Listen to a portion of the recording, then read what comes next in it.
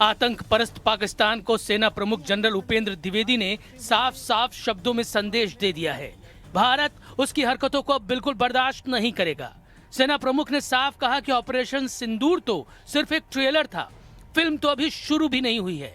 पाकिस्तान की तरफ से जारी स्टेट स्पॉन्सर्ड टेररिज्म पर करारा प्रहार करते हुए सेना प्रमुख ने चेतावनी दी कि भारत हर परिस्थिति में युद्ध के लिए तैयार है, फिर चाहे 4 दिन चले, 4 महीने चले या 4 साल चले। 88 घंटे में वो ट्रेलर खत्म हो गया था। तो आगे आने वाले हालात कैसे होंगे, ये इसके बारे में हम पूरी तैयारी करके बैठे हुए हैं। और अगर कोई ऐसा हमें मौका देता है पाकिस्तान, तो हम उसको भरपूर एक शिक्षा प्रदान करना चाहेंगे उसको कि कैसे एक जिम्मेवार नेशन को अपने पड़ोसियों से बिहेव कर। जनरल उपेंद्र द्विवेदी ने कहा कि पाकिस्तान अब भी सीमा पार आतंकवाद को बढ़ावा दे रहा है। ऐसे में उससे संवाद का सवाल ही नहीं पैदा होता। स्पॉन्सर्ड टेररिज्म या राज्य प्रायोजित आतंकवाद को बढ़ावा देते हैं तो ये हमारे लिए, भारत के लिए बहुत चिंता का विषय बन जाता है। क्योंकि देखिए, हम तो एक उन्नति की बात करते हैं, हम सबको साथ में लेके चलने की बात करते हैं। तो जो भी हमारे काम में रोड़ा अटकाएगा, उसके लिए हमें कुछ ना कुछ कार्रवाई करनी पड़ेगी। अब जहाँ तक न्यू नॉर्मल का सवाल है, आप देखिए, हमने तो यही बोला है कि पानी और खून एक साथ नहीं बह सकता। Blood and water can't flow together, talks and terror can't be together. यानी बातचीत, संवाद और आतंकवाद एक साथ नहीं चल सकता है।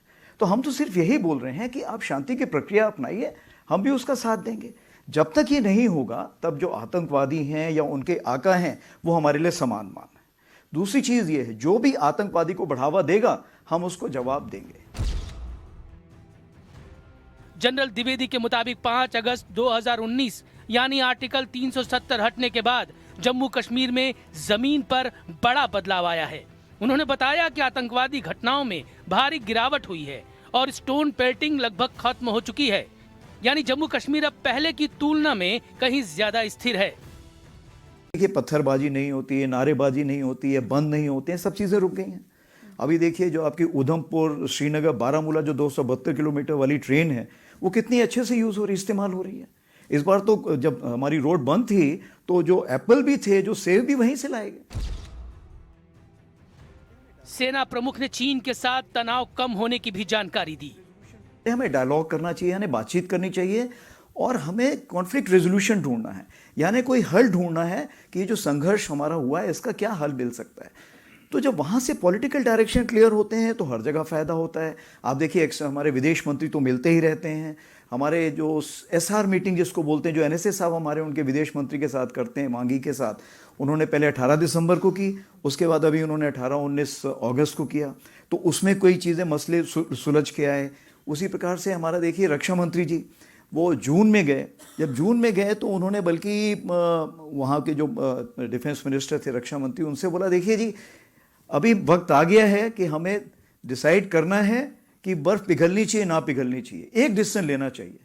और उसके बाद जब अभी वो बैठे हुए थे ADMM प्लस में 1 नवंबर को, जब वो मलेशिया में थे, तो दोनों साथ में बैठे हुए थे और दोनों ने यही एक हल निकाला कि मेरे ख्याल से जितनी ज़्यादा बॉर्डर पे बातचीत होगी, उतना में हल मिलेगा। आर्मी चीफ के मुताबिक LAC पर ग्राउंड लेवल कोऑपरेशन मजबूत हुआ है और भारत चीन की बातचीत भी लगातार जारी है, जिससे विवादित क्षेत्रों में समाधान की संभावना पहले से मजबूत हुई है।